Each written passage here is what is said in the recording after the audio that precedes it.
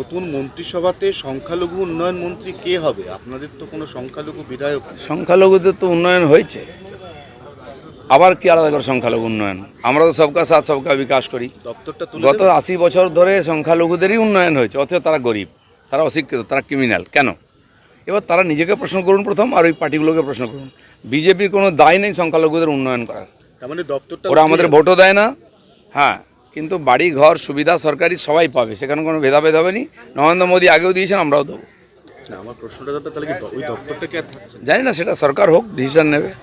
হ্যাঁ, কিন্তু সংখ্যালঘু উন্নয়ন যদি বাই চান্স দপ্তরটা চালু রাখতে হয়, তো সংখ্যালঘু মুখ দিয়ে মন্ত্রী করে। অনেক কিছু চালু হবে, অনেক কিছু বন্ধ হবে, সরকার হওয়ার পরে ডিসিশন হবে।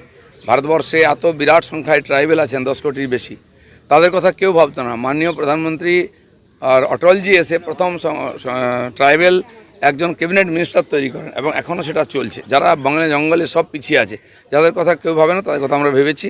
বাকিদের কথাও ভাববো, কেউ আলাদা হবে।